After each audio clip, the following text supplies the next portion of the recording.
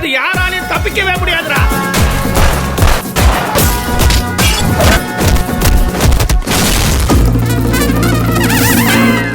ஆம்பளைங்கிற திமிர்ல தானே இந்த தாலி எனக்கு கட்டினா.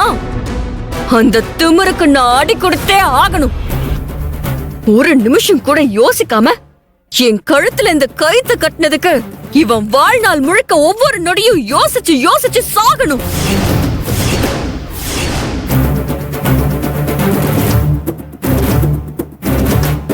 அதுக்கான தண்டனையை இவன் அனுபவிச்சு தீரணும்.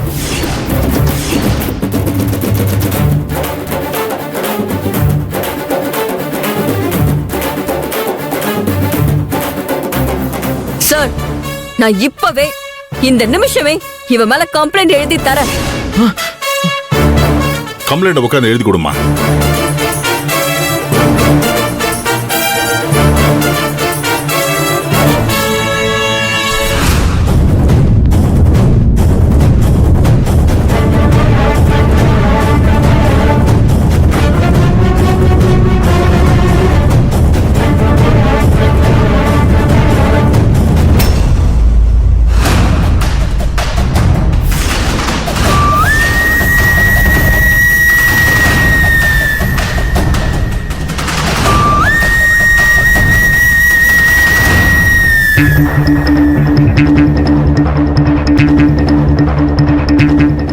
எழுது, தாராளமா கம்ப்ளைண்ட் எழுது.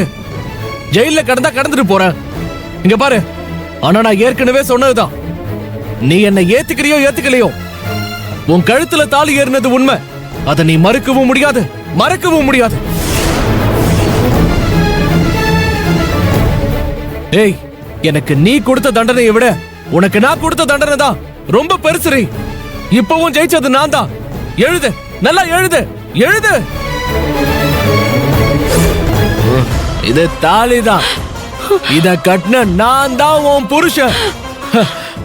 இந்த ஜென்மத்துல உன்னால இத மாத்தவும் முடியாது, மறுக்கவும் முடியாது. இத கழட்டி போட்டுட்டு நீ வேற யாருக்கு கழுத்தை நீட்டினாலும் அது உனக்கு இரண்டாவது தாலி தான். ஏன்னா அது முத தாலி இல்ல. எனக்கு நீ கொடுத்த தண்டனையை விட உனக்கு நான் கொடுத்த தண்டனை தான் ரொம்ப பெருசரி.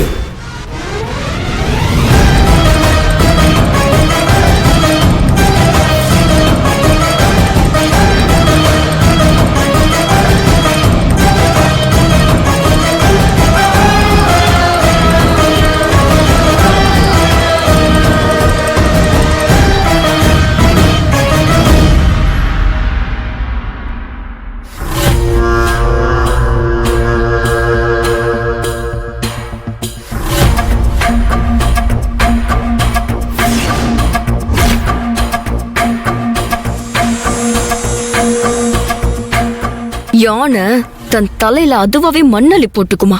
அந்த மாதிரிதான் நீயும். உன் அண்ணி, என் அம்மா இவங்கெல்லாம் சொன்னப்போ எனக்கு மைண்ட்ல ஏறல.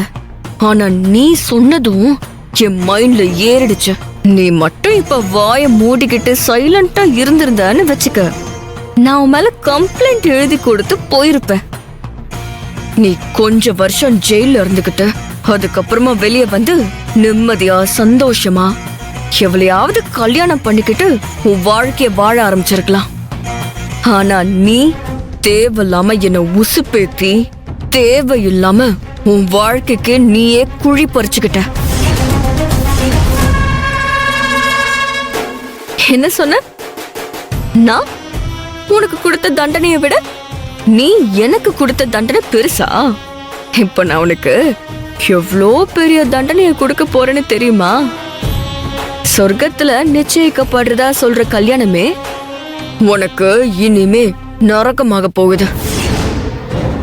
என் சந்தோஷத்தையே இல்லாம பண்ணவனுக்கு இனிமே நிம்மதியே இருக்காது.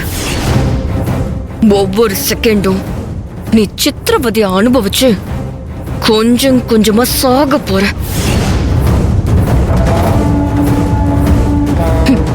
எப்படின்னு யோசிக்கிறியா? யோசி, நல்லா யோசி.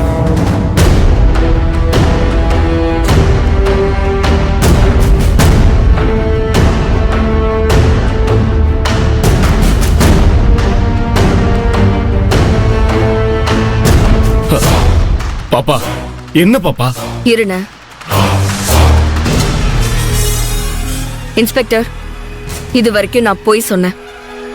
இப்ப நான் உண்மையை சொல்றேன்.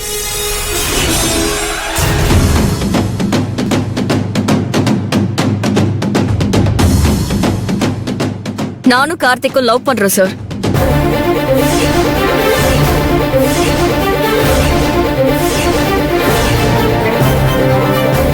எங்க அண்ணன் மேரேஜுக்கு சம்மதிக்க மாட்டாருன்னு தான் நாங்க கோவில்ல வச்சு கல்யாணம் பண்ணிக்கிட்டோம்.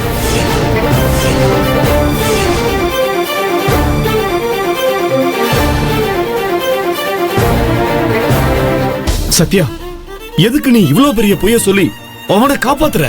வேணாண்டா, வேணாம். சொன்ன கேளு சத்யா. இவங்க எல்லார் பேச்சையும் கேட்டு இதுக்கு அப்புறம் உனக்கு நல்ல வாழ்க்கை அமையாம போயிரும் நினைச்சு பயப்படாத சத்யா. உனக்கு நான் இருக்கேன்டா. இந்த அண்ணன் இருக்க சத்யா. உனக்கு நான் யாராலையும் வாழ முடியாத சந்தோஷமான வாழ்க்கையை அமைச்சு கொடுக்குறேன். நீ இப்ப தேவையில்லாம அவனை காப்பாத்துறன்னு நீ அசிங்கப்படாத சத்யா.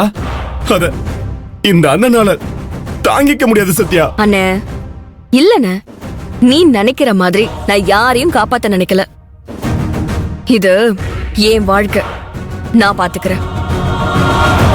பாப்பா, ஆதிரி, இந்த தாலி எனக்கு கொடுத்த வாழ்க்கையை நான் ஏத்துக்கிறேன்.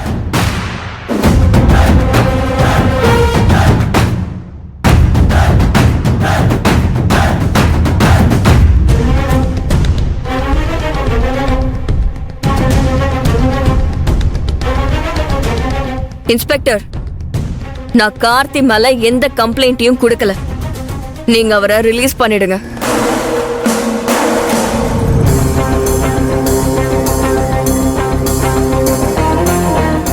யோ, அந்த லாக்கப்பை திறந்து விடுயா.